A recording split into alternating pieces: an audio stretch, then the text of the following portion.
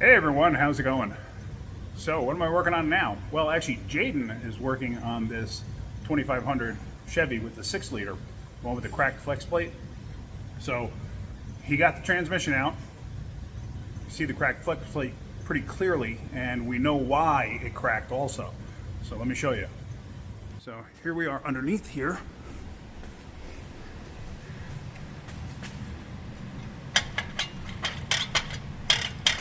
That was ready to become separated from the vehicle. See that?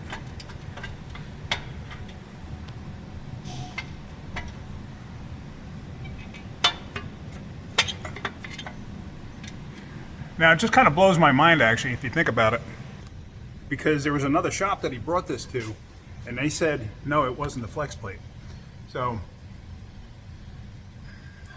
I mean, yeah, if they pulled the motor out, they would have realized it. So were they going to put another motor in, or to try to sell them another motor? But he was like, I really don't think it needs a motor. So engine. So I'm glad he decided to come to me for this. So what caused that? Okay, there's a couple things that can cause this. Most of the time, what we find is the dowel pins are missing. Somebody left them out. Sometimes it's just a faulty, hey, the flex plate cracked, which this could very well be so. It got 300,000 miles on it, right? So, but now this transmission's been out. It's got the blue torque converter. It's been replaced already. So what could have happened? Well, here if you look, the one dowel pin is still in the back of the block, okay? The other one came out, but it's in the transmission. However, if you look close, notice the marking on the back of the tranny at the very top there? See how like the oil is staining in there? See that? Like where the transmission meets up? It's almost like the transmission wasn't flush. Okay? So now, let's come over to this tranny.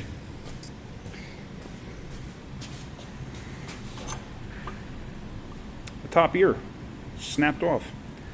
Now you can tell by looking at it, this is an old brake. This has been like this for a while.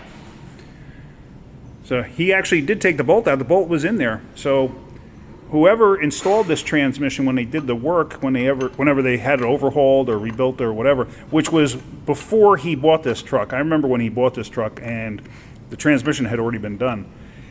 So whoever had done this beforehand had broken this.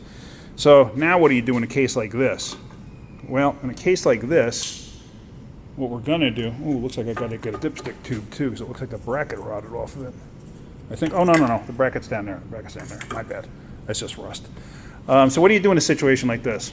Well, we actually have a guy, it's a welder. Like I said before, I am not a welder, and I would never try to weld this because I'm not a great welder. I can get by with stuff that I need to do. But we have a guy who's a welder, and we had a BMW one time with a completely snapped off ear where the tranny mount goes, and he made one out of aluminum and built up the weld and actually made the mount point and worked out perfectly. So we're going to contact him, find out if he can do this for us, and find out what the turnaround time is going to be, and we're going to have him take care of this for us. So hopefully he could do that soon, but I got to give him a call and see what's going on, see what his time schedule is. I don't even know, he may be a mobile guy, but I'm not positive. I don't think he is, but you never know. If he is, great, if he wants to come here. But even still, to fix something like this, you're probably talking $400 or $500 to fix that. I'd be willing to guess. So, I don't know. It's definitely worth it because this is not a cheap transmission, these 4L80s. But anyway, that's it. All right, just wanted to show you that and show you where we're at. So, all right, well, hopefully you're getting something out of my videos. If you are, hit that like button. If you could, please subscribe. All right, guys, have a great day. Keep wrenching.